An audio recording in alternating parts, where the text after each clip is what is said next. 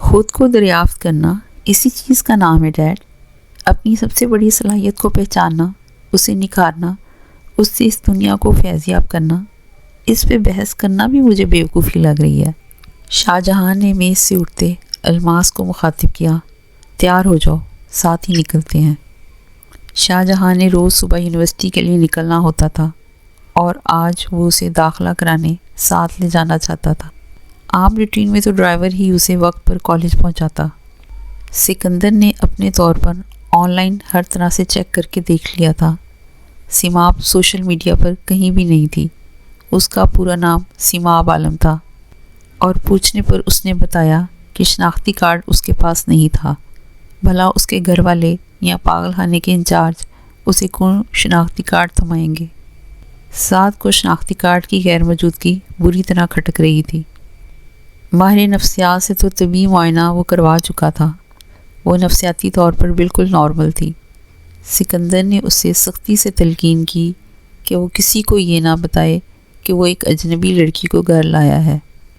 وہ قانونی طور پہ کئی طرح کی پیچیدگیوں میں پھنس سکتا تھا۔ وہ دونوں شام کے وقت لان میں بیٹھے یہی باتیں کر رہے تھے کہ ندا آ گئی۔ اس کی ٹیوشن کا وقت ہو گیا تھا۔ ندا کو تمام حالات سے آگاہ کرنا بھی ضروری تھا۔ وہی اس لڑکی سے کچھ اگلوا سکتی تھی۔ تم اس سے ذرا دوستی تو کرو، اس سے پوچھو کہ اس کے گھر والوں نے آخر کیوں اسے پاگل خانے میں جمع کرایا تھا۔ افشا سے یہی کہنا، دور کی رشتہ دار آئی ہوئی ہے، سعد نے اسے سمجھاتے ہوئے کہا۔ ندا گیسٹ روم میں داخل ہوئی تو وہ اپنے لمبے بالوں میں ڈریسنگ ٹیبل کے سامنے بیٹھی برش پھیر رہی تھی۔ ندا کو دیکھ کر آئینے میں ہی دیکھ کر مسکرائی، پلٹنے کی زحمت نہ کی۔ ندا کے قدم دروازے میں ہی جم کر رہ گئے۔ اس قدر خوبصورت لڑکی۔ ندا نے اندر داخل ہونے پر اسے سلام کیا۔ اس نے شاید ملیحہ کا جوڑا پہن رکھا تھا کیونکہ ندا کو وہ جانا پہچانا سا لگ رہا تھا۔ وہ بیڈ پر جا کر بیٹھ گئی۔ ڈریسنگ ٹیبل سے ذرا سا ہی فاصلہ تھا۔ اس کے بیٹھنے پر سیماب نے دھیرے سے گھوم کر اس کی جانب رخ کیا۔ تم غالباً ندا ہو۔ اس کے لبوں پر مسکراہٹ تھی، لیکن جانے کیوں ندا کو وہ جذبات سے عاری محسوس ہوئی۔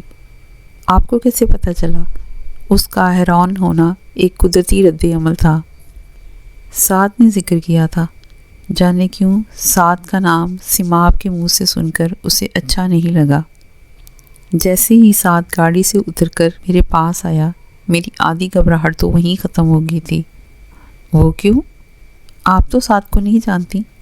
کچھ اسے اس لڑکی کے انداز ایک آنکھ نہیں بھا رہے تھے، کچھ اس کا سعد کے بارے میں یوں بات کرنا جیسے اس سے کوئی پرانا رشتہ ہو۔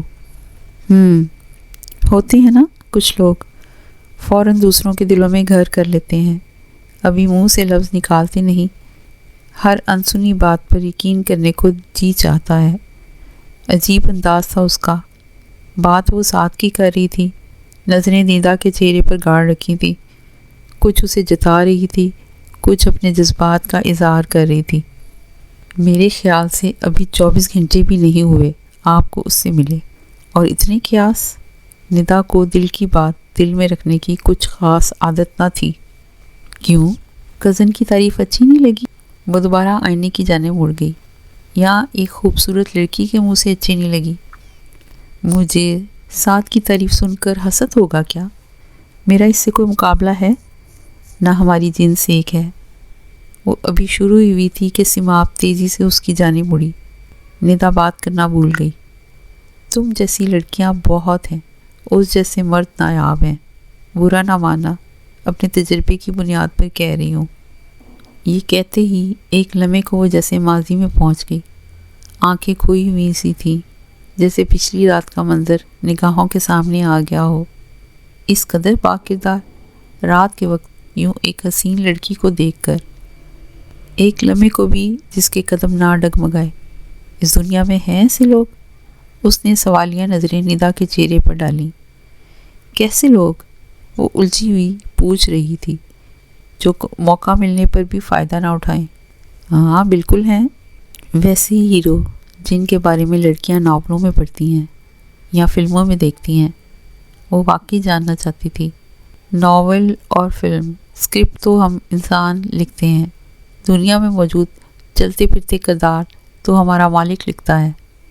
وہ ایک ناول نگار کے تخلیق کردہ ہیرو سے بہتر ہیرو تخلیق کرنے پر قادر ہے، جس نے زندگی میں اپنے ارد گرد صرف برائی دیکھی ہو، وہ اچھائی دیکھے بھی تو یقین مشکل سے ہی کر پاتا ہے۔ سیماب کا لہجہ تلخ تھا، لیکن اس تلخی کی وجہ ندا نہیں تھی۔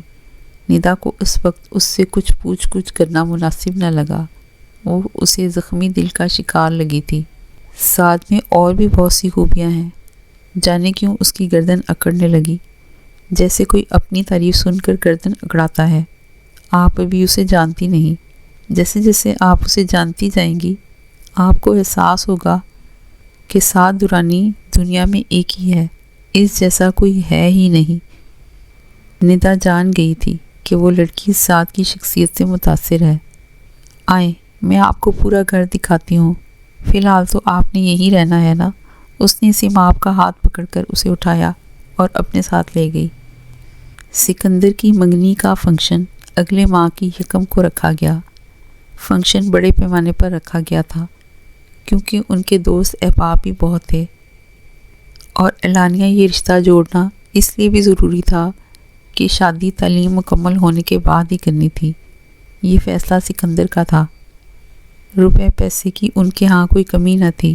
سکندر کو بیوی کے اخراجات اٹھانے کے لیے نوکری یا کاروبار کی ضرورت نہ تھی۔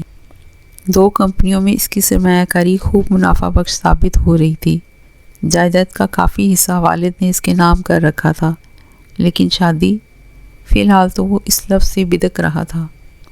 آج بھی ٹیوشن کے وقت وہ سامنے صوفے پہ براجمان تھا۔ سعد نے کمرے سے باہر جاتے ہوئے ندے کو اشارے سے باہر بلایا۔ وہ کچھ نہ سمجھتے ہوئے اس کے پیچھے چل دی۔ کیا کام ہے؟ اس نے حیران نظروں سے سعد کو دیکھتے ہوئے پوچھا۔ وہ اس وقت لاؤنج کے صوفے پر بیٹھا تھا۔ میں ان دونوں کو کچھ وقت اکیلے دینا چاہتا تھا۔ سکندر نے اسے منگنی کا دعوتی کارڈ دینا ہے۔ اس نے نظریں جھکائے نہایت سنجیدگی سے اسے سمجھایا تو وہ اس کا منہ تکتی رہ گئی۔ لیکن اس کے لیے تنہائی کیوں؟ اس کی اونچی آواز پر سعد چونک اٹھا۔ پلیز یہاں صوفے پر آ کر بیٹھو اور آہستہ بولو۔ وہ اس سے تھوڑے سے فاصلے پر صوفے پر آ بیٹھی۔ وہ اسے سوالیہ نظروں سے دیکھ رہی تھی، جیسے کہہ رہی ہو پوری بات تو بتاؤ۔ تم نے نوٹ نہیں کیا؟ کیا؟ اس نے الجھی ہوئی نگاہیں سعد پر ڈالی۔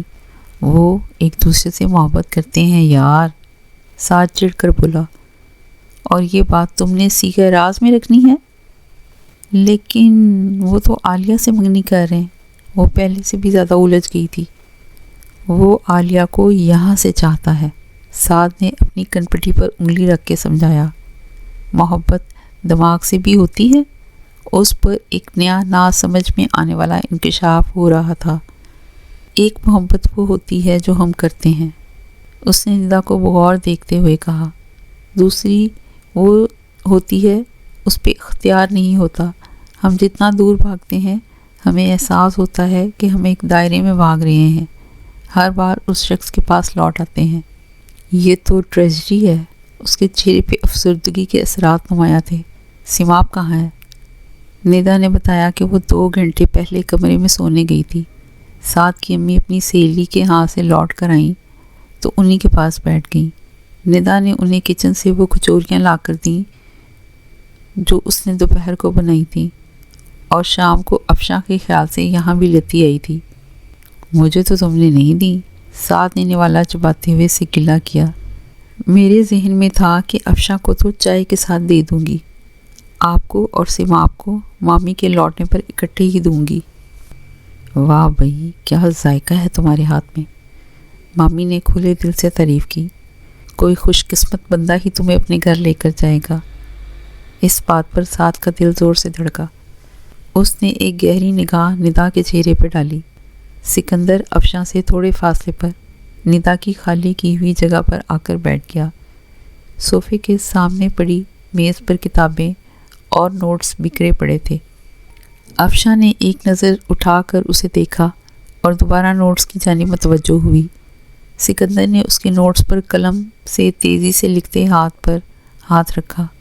افشاں نے دوبارہ اس کی جانب دیکھا تو آنکھوں میں سختی تھی۔ آپ گستاخی پر مجبور کر دیتی ہیں۔ اس نے ہاتھ چھوڑا، اپنے ہاتھ میں پکڑا ہوا کارڈ اس کے جانب بڑھایا۔ افشاں نے کچھ نہ سمجھتے ہوئے ہم رنگ لفافے میں لپٹا ہلکے سب رنگ کا کارڈ اس سے لے لیا۔ تیزی سے لفافے سے کارڈ نکال کر دیکھا تو اس کی آنکھیں گویا ساکت رہ گئیں۔ وہ جانتی تھی یہ دن آنے والا ہے۔ وہ منگنی کا ارادہ بھی ظاہر کر چکا تھا۔ دل کو کون سمجھاتا، وہ تو پسلیاں توڑ کر باہر نکلنا چاہتا تھا۔ آنکھوں میں جلن ہوئی۔ لاکھ ضبط کے باوجود آنسوؤں کے 2 موٹے موٹے قطرے اس کے گالوں پہ پھسل پڑے۔ کارڈ میز پر رکھا اور بے دردی سے ہتھیلیوں سے چہرہ رگڑ کر آنسوؤں کے نشان مٹائے۔ وہ اسے ہی دیکھ رہا تھا اور اس رد عمل کی توقع اسے بالکل بھی نہ تھی۔ شاید خود افشاں بھی نہیں جانتی تھی کہ وہ یوں ٹوٹ کر بکھرے گی۔ شدید ذلت کا احساس تھا جو اب اس کے سب جذبات پر غالب آ چکا تھا۔ وہ کیوں اس کے سامنے روئی؟ دکھ اپنی جگہ، وہ اس پر ظاہر نہ ہونے دیتی، جو کئی بار اس کے سامنے عالیہ کا ذکر بنا جھجک کر چکا تھا۔ کئی بار عالیہ کا ہاتھ تھامے اس کی آنکھوں میں بے باکی سے جھانکتا، خاموشی سے راستہ بدلنے کا اعتراف کر چکا تھا۔ سکندر پلکیں جھپکنا بھول گیا۔ وہ بہت دھیرے سے کھڑی ہوئی اور اس پر نظریں جمائے معتدل لہجے میں گویا ہوئی، منگنی مبارک ہو سکندر۔ وہ دل میں ایک فیصلہ تو کر کے ہی اٹھی تھی، ندا سے کہنا مجھے فارغ ہو کر فون کرے، اس سے ضروری بات کرنی ہے۔ یہ کہتے ہی وہ بیگ اٹھاتی کمرے سے چلی گئی۔ شاذیب کی ٹانگیں کانپنے لگ گئی تھیں، اس کا گلا بھی پیاس سے سوکھ رہا تھا۔ نہیں، میری سماعتوں کو دھوکا ہوا ہے، یہ گولی چلنے کی آواز نہیں تھی، اس نے خود کو تسلی دی۔ اب مکمل اندھیرا ہو چکا تھا، کمرے میں اسے کچھ دکھائی نہ دے رہا تھا۔ اس نے دروازے کے نیچے سے باہر کا نظارہ کرنے کی کوشش کی لیکن ناکام۔ یہ خیال اسے تب کیوں نہ آیا جب آسمان قدرے روشن تھا۔ اس نے کئی بار دروازے پر بھی زور آزمائی کی تھی مگر وہ ٹس سے مس نہ ہوا۔ اگر دوبارہ گولی کی آواز آئی تو میں اس کی ہدایت پر فوری عمل کروں گا۔ کچھ بھی اس صورتحال سے تو بہتر ہی ہوگا جس میں اس وقت پھنسا ہوا ہوں۔ کیا کرنا ایسی عزت نفس کا جو جان ہی لے لے۔ وہ لیٹا ہوا تھا کہ آنکھیں بند ہو گئیں۔ بھوک اور پیاس سے ویسے بھی نڈال تھا، گہری نیند سو گیا۔ کافی دیر بعد اس کی آواز گولی کی آواز سے کھلی، لیکن اب کی بار 4 مرتبہ گولی چلنے کی آواز آئی تھی۔ اس کا مطلب ہے گنتی کے مطابق گولیاں چلیں گی۔ اب اس کے صحیح معنوں میں ہوش ٹھکانے آئے۔ اس نے اندھیرے میں ہی کھڑے ہوتے تیزی سے کپڑے اتارنا شروع کیے۔ جب اتار چکا تو ان کی گٹری بنا کر دائیں بغل میں دبوچی۔ اندھیرے میں پیٹ کے بل فرش پر رینگتا بائیں ہاتھ سے وہ کاغذ کو ٹٹولنے لگا۔ اسے لگا اس تلاش میں اسے کئی منٹ لگ گئے ہیں۔ جب کاغذ اس کے ہاتھ لگا، کاغذ کی کھڑکھڑاہٹ اسے خوشی کی گھنٹی کی سی لگی۔ اب اس نے اندازے سے دروازے کی طرف کھسکنا شروع کیا، لیکن یہ آسان نہیں تھا۔ کمرہ مکمل طور پہ اندھیرے میں ڈوبا ہوا تھا۔ وہ پیٹ کے بل رینگتا، کبھی ایک سمت میں جاتا، دیوار سے ٹکراتا، کبھی دوسری سمت میں رینگتا، دوسری دیوار سے۔ لیکن کیا معلوم وہ اندھیرے میں بار بار ایک ہی سمت میں اپنی تمام تر کوششیں صرف کر رہا ہو۔ آخر کار وہ دروازے تک جا پہنچا۔ اس نے بغل میں دبوچی گٹری دروازے کے ایک طرف رکھی اور دروازے کے نیچے سے کاغذ باہر کو سرکا دیا۔ ایک گہرا سکون کا سانس لیتے وہ اٹھ کھڑا ہوا۔ یہ آخری چند لمحات تو انتہائی اذیت ناک گزرے تھے۔ پیٹ کے بل ٹوٹے پھوٹے گرد آلود فرش پر رینگنے سے اس کے جسم پر خراشیں پڑ گئی تھیں۔ اب ان میں جلن ہو رہی تھی۔ کاش وہ روشنی میں ہی یہ فیصلہ کر لیتا۔ مجھے دروازے سے کچھ فاصلے پر کھڑے ہونا چاہیے، ورنہ جو کوئی بھی آئے گا دروازہ میرے منہ پر دے مارے گا۔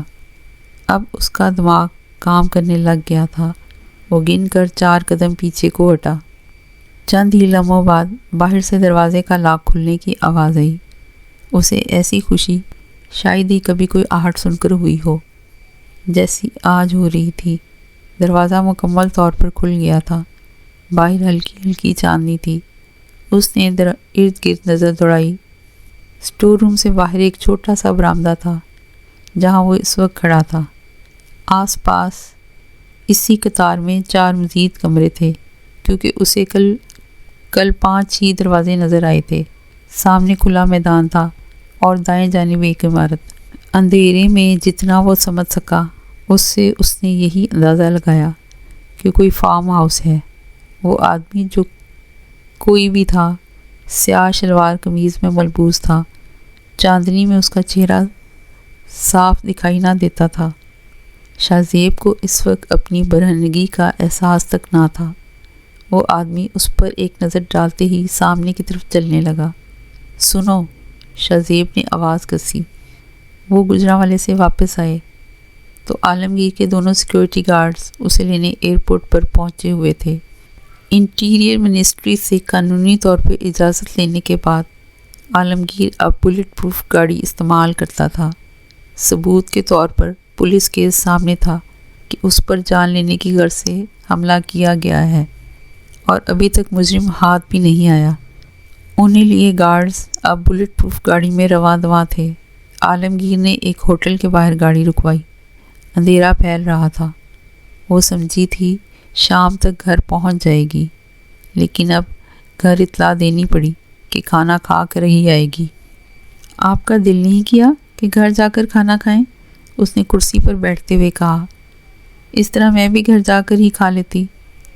میں ابھی کچھ وقت تمہاری کمپنی میں گزارنا چاہتا ہوں۔ اس نے ملیحہ کے میز پر رکھے ہاتھ پر اپنا ہاتھ رکھا۔ تم سا پتھر دل نہیں ہوں میں۔ ملیحہ نے برق رفتاری سے اپنا ہاتھ چھڑایا۔ آخر تم چاہتی کیا ہو؟ اب عالمگیر کے چہرے پر بھی سختی در آئی۔ میں کیا کروں کہ تم مجھ سے راضی ہو جاؤ؟ اس رات کیا ہوا تھا؟ اس کا انداز جو 2 ٹوک تھا۔ تمہیں کیا لگتا ہے کہ کیا ہوا ہوگا؟ میں پہیلیاں بجھوانے کے موڈ میں نہیں ہوں۔ اس کے چہرے پر ناگواری چھائی ہوئی تھی۔ تم نے ابھی تک مجھے کیسا پایا ہے؟ اس نے بے حد نرمی سے پوچھا، لیکن وہ رخ پھیرے بیٹھی رہی۔ چلو چلتے ہیں، مجھے ایک پل بھی مزید تمہارے ساتھ نہیں گزارنا۔ وہ اٹھ کھڑا ہوا۔ ملیحہ کو اپنی غلطی کا احساس ہوا۔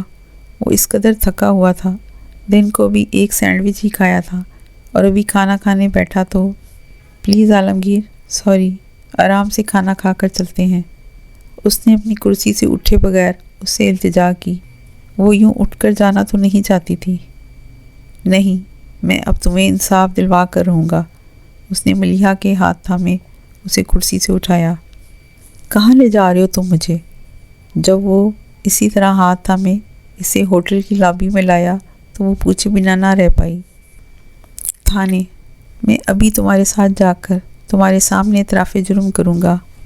وہ غصے سے اس کی جانب مڑا۔ اعتراف کروں گا تو پولیس کی موجودگی میں۔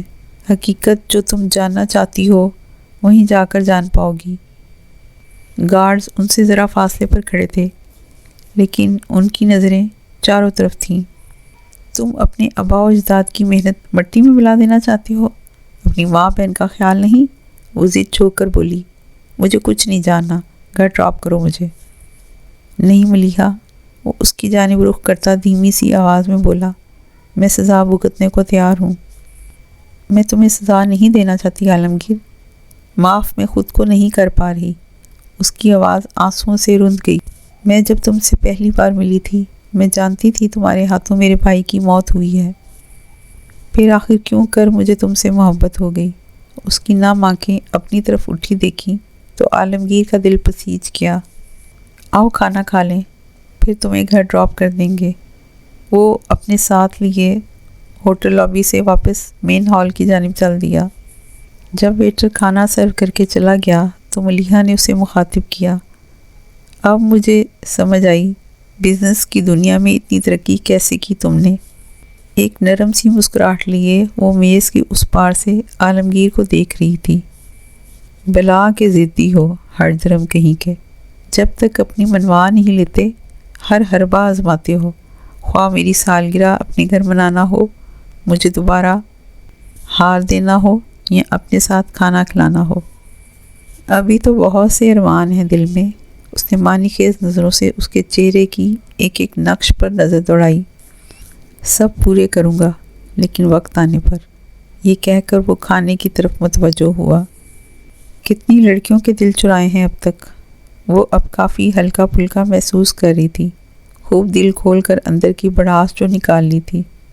2-3 لڑکیاں اچھی لگی تھیں کالج اور یونیورسٹی کے دور میں، لیکن محبت نہیں ہوئی ان میں سے کسی کے ساتھ بھی۔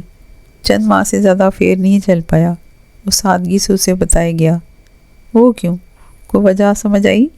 سب اچانک بورنگ ہو گیا۔ میں بھی ان کی خوبصورتی کی وجہ سے کھینچا چلا گیا تھا، اور وہ میرے سامنے ویسی ہی بن کر رہنا چاہتی تھیں جیسا کہ ان کے خیال میں میں انہیں دیکھنا چاہتا تھا۔ کوئی گہرائی نہیں تھی ان رشتوں میں۔ اس کے بعد کام میں مصروف ہو گیا۔ کام میں مصروف تو تب بھی تھا جب ملیحہ اس کی زندگی میں آئی تھی۔ شاہ جہاں سوئمنگ پول سے ایک آخری لیپ لے کر نکلا تو اسے پول چیئر پر براجمان پایا۔ ہاتھ میں جوس کا گلاس پکڑے وہ اسے ہی دیکھ رہی تھی۔ اس نے پانی سے نکلتے ہی تولیے سے خود کو ہلکا سا خشک کیا۔ جانتا تھا نمی جسم کے لیے اچھی ہوتی ہے۔ تولیہ اپنی کمر کے گرد کس کر باندھ لیا۔ وہ اس وقت صرف سوئم ٹرنکس پہنے ہوئے تھا اور الماس کے سامنے کافی اوور کانشیس بھی محسوس کر رہا تھا۔ اس کے دائیں جانب رکھی چیئر پر بیٹھ گیا۔ جانتا تھا جوس کا دوسرا گلاس اس کے لیے ہے۔ اٹھا کر ہونٹوں سے لگایا تو اس کی ٹھنڈک اور میٹھی کھٹاس سینے تک اترتی محسوس ہوئی۔ تم جانتی ہو مجھے کب کیا چاہیے؟ اس نے الماس پر نظر ڈالے بغیر سامنے دیکھتے ہوئے کہا۔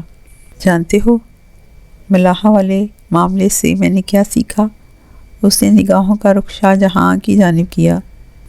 تولیے سے چہرہ خشک نہ کرنے کے باعث اس کے چہرے پر پانی کی بوندیں کہیں کہیں ٹکی ہوئی تھیں۔ یہ بھی اس وجہ چہرے پر کچھ دیر ٹھہرنا چاہتی ہیں۔ اس نے شاہ جہاں کو دیکھتے ہوئے دل ہی دل میں سوچا۔ شاہ جہاں نے سوالیہ نظروں سے اسے دیکھا۔ عورت کی عزت کو سب سے زیادہ مرد سے خطرہ ہوتا ہے جو اس سے محبت کرتا ہے۔ الماس آج بہت سنجیدہ لگی اسے۔ یہ واقعی حقیقت ہے، شاہ جہاں نے گلاس میز پر رکھتے ہوئے کہا۔ وہ آدمی عورت کو بہت کچھ ایسا کرنے پر راضی کرنے کی طاقت رکھتا ہے جو وہ کسی اور کے لیے کرنے کا سوچ بھی نہیں سکتی۔ جس سے محبت ہوتی ہے نا، وہ اس دنیا کی سب سے پرکشش ہستی لگتی ہے۔ اس کی گہری نگاہوں کے زیر نظر الماس کو اپنا چہرہ تپتا ہوا محسوس ہوا۔ خواہش اور محبت کا ایک اٹوٹ بندھن ہے۔ آج کل سنگل ہو؟ الماس نے مسکرا کر گفتگو کا رخ دوسری جانب موڑنے کی کوشش کی۔ شاہ جہاں نے ایک گہری سانس لی، چیئر کی پشت پر سر ٹکایا اور چہرے کا رخ آسمان کی جانب کیا۔ دوپہر 3 بجے کا وقت تھا اور آسمان پر ہلکے ہلکے بادل چھائے ہوئے تھے۔ سورج انہیں اوڑے کہیں غائب تھا۔ کتنے خاموش لمحات یوں ہی گزر گئے۔ کچھ سوال ہی غلط ہوتے ہیں۔ وہ اس طرح آسمان پر نظریں جمائے ہوئے بولا۔ یونیورسٹی کیسی جا رہی ہے؟ الماس نے ایک بار پھر موضوع بدلا۔ کتنے کاموں سے اس کی دلچسپی ختم ہوتی جا رہی تھی۔ جن چیزوں میں وہ غرق رہتا تھا اب اسے بے مقصد اور بیکار لگتی تھیں۔ یوں لگتا تھا جیسے اسے زندگی کو پھر سے ڈیفائن کرنا پڑے گا، خود کو دوبارہ سے کوئی نام دینا پڑے گا۔ محبت ڈرا دینے والی بلا تھی، ایک اچھے بھلے کمفرٹ زون سے نکال دینے والی جذبہ۔ ملازم نے آ کر اطلاع دی کہ شاہ جہاں کے کچھ دوست لڑکے لڑکیاں آئے ہیں اور ڈرائنگ روم میں اس کا انتظار کر رہے ہیں۔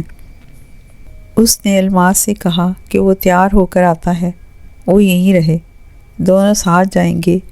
وہ اسے اپنے دوستوں سے ملوانا چاہتا تھا۔ ایک بات ذہن میں رکھنا، میں اپنے دوستوں اور جاننے والوں کو صرف ڈرائنگ روم تک محدود رکھتا ہوں، گھر کے باقی حصوں میں نہیں لاتا۔ اس نے کھڑے ہوتے ہوئے الماس کو خاص تلقین کی۔ پرائیویٹ ہو؟ الماس کا مشاہدہ جان کر وہ 2 قدم مزید اس کے قریب آیا۔ کیا کرو گی مجھے جان کر؟ وہ بہت نرمی سے بولا، لیکن لہجے میں تنبیہ تھی۔ سوائے تاریکیوں کے کچھ نہیں ملے گا۔ جتنا جانتی جاؤ گی میری حیوانیت تمہیں مجھ سے متنفر کر دے گی، مت لو مجھ میں اتنی دلچسپی۔ اس دنیا میں ایک ہی انسان کو جاننے میں مجھے دلچسپی ہے۔ وہ اپنے مخصوص انداز میں مسکرائی، جس میں شاہ جہاں کو کئی راز ناچتے نظر آئے۔ تمہارے کہنے پر کیسے چھوڑ دوں؟ وہ تیار ہونے کی غرض سے جانے لگا تو الماس کی آواز پر قدم تھم گئے۔ سامنے والے سے مانگنا وہی چاہیے جو دینا اس کے اختیار میں ہو۔ اس آدمی نے لمحہ بھر کو رک کر اسے ہاتھ سے اپنے پیچھے آنے کا اشارہ کیا۔ وہ آدمی اس کے پیچھے پیچھے چل دیا، لیکن ان کے بیچ کافی فاصلہ تھا۔ سامنے کھلا میدان اور بائیں جانب استبل تھا۔ موسم بہار سے آگے نکل چکا تھا، گرمیوں کی آمد تھی، لیکن رات کے وقت فضا بہت خوشگوار تھی۔ یہی اگر سردی ہوتی تو اسے سوچ کر جھجری آ گئی۔ برہنہ ہونے کی شرمندگی تو اب رہی نہ تھی۔ وہ صرف یہاں سے نکلنا چاہتا تھا اور اپنی تمام تر توانائی اسی مقصد پر صرف کرنا چاہتا تھا۔ اس آدمی کی رفتار اتنی بڑھ گئی کہ وہ اندھیروں میں کہیں گم ہو گیا۔ چاندنی اتنی ہی تھی کہ چند فٹ کے فاصلے تک نظر آتا تھا۔ اسے شدید نکاہت بھی محسوس ہو رہی تھی، بغیر کچھ کھائے پیے۔ سب اسے بہت کٹھن لگ رہا تھا۔ وہ تیز تیز قدم اٹھاتا چلتا گیا۔ اچانک اسے اپنے پیچھے کچھ فاصلے سے کتوں کے بھونکنے کی آواز آئی۔ فارم ہاؤس پر عام کتے نہیں رکھے جاتے تھے، اکثر لوگ تو شکاری کتے رکھنے کو ترجیح دیتے تھے۔ اس نے سوچا اور اسے اپنی جان نکلتی محسوس ہوئی۔ اپنی برہنگی کا شدت سے احساس ہوا۔ کتوں کے مسلسل بھونکنے کی آواز سے اسے لگا وہ اس کی سمت آ رہے ہیں۔ اس نے چاروں سمت نظریں دوڑائیں، لیکن کچھ نظر نہ آیا۔ پھر اسے اسی عمارت سے 4 سیاہ کتے نکلتے نظر آئے، جو عمارت کچھ دیر پہلے اس نے دیکھی تھی۔ وہ تیزی سے اس کی طرف بھاگتے ہوئے دکھائی دیے۔ فیصلہ کرنے میں اسے سیکنڈ لگائے۔ سامنے میدان کی طرف سرپٹ بھاگنا شروع کیا۔ شکر ہے بے لباسی کے حکم میں جوتے شامل نہ تھے۔ وہ اس وقت اپنے جاگرز پہنے ہوئے تھا۔ وہ اس وقت شدید نکاہت طاری ہونے کے باعث بھاگنے میں بھرپور توانائی تو نہ خرچ کر سکتا تھا، لیکن اپنی حیرت انگیز پھرتی نے خود اسے بھی حیران کر دیا تھا۔ اسے اپنی تیز رفتاری قائم رکھنے پر صرف ایک چیز مجبور کر رہی تھی، اور وہ تھی اس کا تعاقب کرتے کتوں کی آواز۔ جب ان پر اس کی پہلی نظر پڑی تھی، اسے تبھی وہ عام کتوں سے کہیں زیادہ ہیبت ناک لگے تھے۔ ایسے کتے شکار کے دوران کام آتے تھے، لیکن کسی انسان کو برہنہ کر کے اس کے پیچھے ایسے خوفناک جانور کو لگا دینا کہاں کی انسانیت تھی۔ اسے لگا وہ کتے اس سے بس چند فٹ کے فاصلے پر ہی رہ گئے ہیں۔ اس کے ہانپنے کی آواز فضا کو مزید ہولناک بنا رہی تھی۔ میدان میں مسلسل جانے کتنی دیر تک بھاگتے رہنے کے بعد وہ ہمت ہارنے لگا تھا۔ اس کی طاقت ختم ہو گئی تھی اور وہ نڈھال سا ہوتا زمین پر گر پڑا۔ کچھ ہی سیکنڈ میں کتے اسے بھگوڑنا شروع کر دیتے کہ یکلخت ایک آواز اس کے دائیں جانب سے آئی، ہولڈ اپ! کتے بھاگتے ہوئے اس کے سر تک پہنچے ہی تھے کہ وہیں رک گئے۔ وہ کمر کے بل زمین پر گر پڑا تھا اور بری طرح ہانپ رہا تھا کہ دفتن اس نے دیکھا کوئی اس کی ٹانگوں کی طرف آ کر کھڑا ہوا اور جھک کر اسے دیکھنے لگا، جیسے اس کی حالت زار کا بقور مشاہدہ کرنا چاہتا ہو۔ وہ اپنی بچی کھچی ہمت اکٹھی کرتا اٹھ بیٹھا۔ سامنے والے نے اسے ہاتھ کا سہارا دے کر اٹھایا۔ دوسرا آدمی ٹارچ لایا۔ اب شاہ زیب کو صاف دکھائی دے رہا تھا۔ شاہ جہاں؟ اگر کوئی اور ہوتا تو اسے حیرت ہوتی، لیکن یہ حقیقت اپنی جگہ کہ شاہ جہاں کا نام ابھی تک اس کے ذہن میں نہیں آیا تھا۔ اگر آیا ہوتا تو وہ کہیں زیادہ خوفزدہ ہوتا۔ زیادہ وقت نہیں ہے میرے پاس شاہ زیب، چھوٹا سا ایک کام ہے، وہ کرو اور جان کی امان پاؤ، شاہ جہاں نے دو ٹوک انداز میں کہا۔ اس وقت ان دونوں کے علاوہ شاہ جہاں کے 2 گارڈز اس کے ارد گرد موجود تھے۔ دونوں نے اپنے ہاتھوں میں اعلیٰ قسم کی ٹارچیں تھام رکھی تھیں۔ 3 آئٹمز ہیں کپڑوں کے تمہارے، انڈرویئر، ٹی شرٹ اور جینز کی پینٹ۔ شاہ جہاں نے اس کے قریب آتے ہوئے نرم لہجے میں اسے مخاطب کیا۔ اپنے آخری 3 گناہ بتاؤ اور ایک ایک کر کے تینوں واپس لے لو، میرے بندے خود تمہیں گھر پہنچا آئیں گے۔ وہ خاموش نظروں سے شاہ جہاں کو دیکھے گیا۔ Your last 3 sins شہزیب، that's all I wanna hear۔ ندا نے سعد کے کمرے میں داخل ہوتے ہی اسے اور سکندر کو اطلاع دی کہ افشا نے فون پر اسے صاف الفاظ میں کہہ دیا ہے کہ آئندہ وہ ان کے ہاں ٹیوشن پڑھانے نہیں آئے گی۔ اس مہینے میں جو 1 ہفتہ باقی ہے وہ ندا اس کے گھر آ کر پڑھ لے۔ ویسے بھی اس کے بعد ندا کے پیپر میں چند دن رہ جانے تھے، اسے اگلا مہینہ ٹیوشن کی ضرورت نہ تھی۔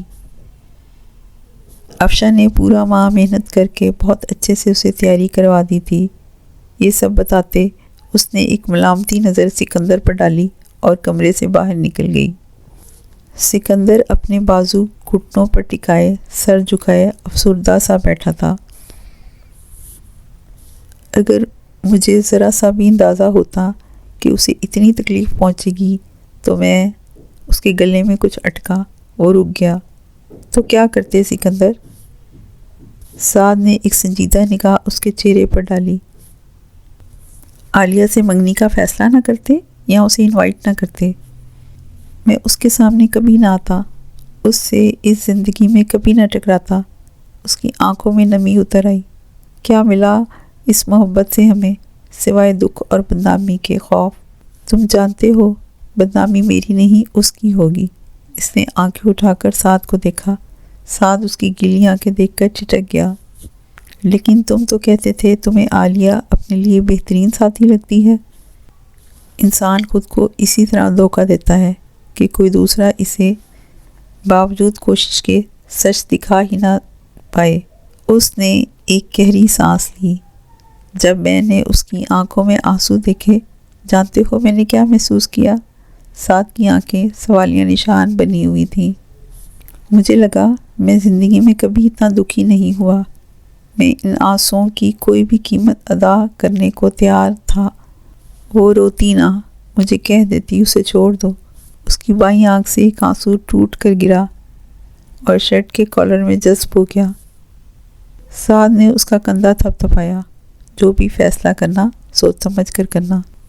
I know I am compatible with عالیہ۔ ہم ایک دوسرے کی عزت کرتے ہیں، ایک پرسکون رشتہ ہے ہمارا، لیکن اس دل میں جہاں افشا ہے وہاں ایک زخم ہے جو کسی کی سنگت سے نہیں بھرتا، ایک خوشی ہے جو صرف اسے دیکھنے سے ملتی ہے۔ جہاں اس کا معاملہ ہو ہر جذبہ شدت سے محسوس ہوتا ہے، خواہ وہ غصہ ہو، دکھ ہو یا خوشی۔ اس کے لہجے میں سعد کو کانچ کی ٹوٹی کرسیاں محسوس ہوئیں۔ اگلے دن یونیورسٹی گیا تو وہ غیر حاضر تھی۔ سکندر کے لیے ایک ایک پل گزارنا دوبھر ہو گیا۔ جیسے تیسے کلاسز اٹینڈ کی۔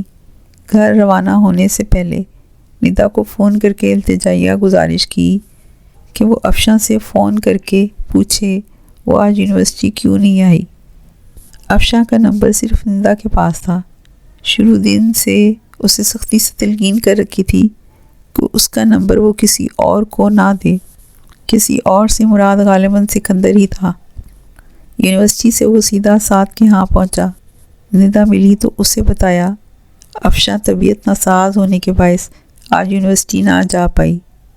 افشا جانتی تھی ندا کے پاس پڑھائی کے لیے وقت کم رہ گیا ہے، اس لیے اسے ٹیوشن پہ آنے کا کہا۔ اندھا کیا چاہے 2 آنکھیں۔ سکندر نے سوچا ندا کو پک اینڈ ڈراپ کی سہولت مہیا کرنے کے بہانے وہ افشا کو ایک نظر دیکھ بھی آئے گا۔ اس نے ندا کو اپنی خدمات پیش کی تو ندا نے بھی حامی بھرتے فوراً تیار ہونے اپنے گھر چل گئی۔ ندا نے گھنٹی بجائی تو افشا کی والدہ نے گیٹ کھولا۔ وہ عمر میں سکندر کی والدہ کے لگ بھگ ہم عمر ہی تھیں۔ ندا سلام کرتی اندر داخل ہوئی تو سکندر نے بھی جلدی سے قدم گیٹ کے اندر رکھے اور نہایت احترام سے سلام کیا۔ ندا نے اپنا اور سکندر کا تعارف کرایا، ساتھ ہی بتایا کہ سکندر صرف اس کا کزن ہی نہیں، افشاں کا یونیورسٹی اسٹوڈنٹ بھی تھا، اس لیے وہ بھی افشاں کا حال پوچھنے آیا تھا۔ سکندر کے لیے راہ ہموار تھی۔ وہ درمیانی رقبے پر بنا 2 منزلہ گھر تھا۔ افشاں کی والدہ نے بتایا اوپر والی منزل میں ان کا بیٹا اور بہو رہتے تھے۔ یہی باتیں کرتے وہ برآمدے سے ہوتے اندرونی حصے میں داخل ہوئے۔ راہداری سے ہوتے سیدھا ڈرائنگ روم میں پہنچے۔ غالباً انہیں یہ کمرہ ٹی وی لاؤنج کے بجائے ڈرائنگ روم کے طور پر سیٹ کرنا بہتر لگا تھا۔ اس کے دائیں جانب موجود دوسری راہداری میں پہنچے تو وہاں دائیں بائیں 2 کمرے تھے اور سامنے کچن۔ وہ انہیں بائیں جانب والے کمرے میں لے گئیں۔ دونوں خواتین افشاں کے کمرے میں داخل ہوئیں تو وہ دروازے میں ہی کھڑا رہ گیا۔ سامنے بیڈ پر وہ آنکھیں مودے نیلے رنگ کی چادر میں لپٹی سو رہی تھی۔ سکندر کے دل کی دھڑکنیں بے ترتیب ہوئیں۔ افشاں کے بال غالباً لمبے تھے، سر کی چوٹی بائیں جانب کندھے پر ڈال رکھی تھی۔ چہرہ قدرے زرد لگ رہا تھا، لیکن سکندر کو اس کا حسن آج بھی ہمیشہ کی طرح مکمل ہی لگا، بلکہ اسے اس روپ میں پہلی بار دیکھ کر اس کا دل نئے انداز میں دھڑکا تھا۔ ایک تو وہ دنیا سے بے خبر تھی، دوسرا اسکارف کے بغیر۔ یوں گھر کے ماحول میں اسے بستر پر لیٹا دیکھ کر سکندر کو شدت سے احساس ہوا کہ اسے اپنے گھر کا، اپنی فیملی کا حصہ بنانا چاہتا ہے، اور جو تسکین اسے افشاں کی سنگت سے ملتی وہ کسی اور کے ساتھ ناممکن تھی۔ وہ اپنی بڑھتی ہوئی دھڑکنوں کو سنبھالتا 2 قدم آگے بڑھا۔ ان کے قدموں کی آہٹ کانوں میں پڑی تو اس نے آنکھیں کھولیں۔ پہلی نظر سکندر پر پڑی، حالانکہ وہ ان دونوں کے پیچھے کھڑا تھا۔ گھبرا کر اٹھ کھڑی ہوئی، بائیں ہاتھ سے چادر پر اپنے سینے تک پکڑے اس نے خفگی سے ماں کو دیکھا۔ امی، آپ مہمانوں کو سیدھا یہاں لے آئیں، انہیں ڈرائنگ روم میں بٹھائیں نا۔ اس نے ساتھ ہی ندا سے ہاتھ ملایا۔ آپ انہیں ڈرائنگ روم میں بٹھائیں، میں آتی ہوں۔ ساتھ ہی دوپٹے کی تلاش میں نظریں ادھر ادھر دوڑائیں۔ بیٹا، تم بیمار ہو، میں تمہیں کیوں وہاں بلاتی؟ میں نے سوچا یہیں آرام سے مل لو گی، تم سو بھی تو رہی تھی، کلثوم بی بی سادگی سے بولیں۔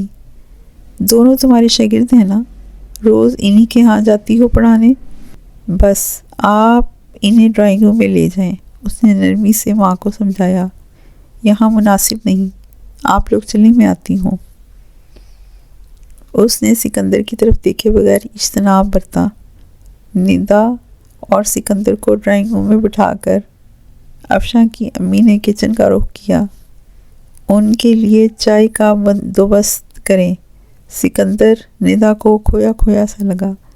بالکل صحیح کہتا ہے، یہ تو افشاں سے محبت کرتا ہے۔ افشاں سر پر دوپٹہ ٹکائے آئی۔ اس نے گہرے نیلے رنگ کے کپڑے پہن رکھے تھے، آنکھوں میں سرخ ڈورے تیر رہے تھے۔ اسے دیکھتے ہی سکندر اس کی طرف دیکھتا اٹھ کھڑا ہوا۔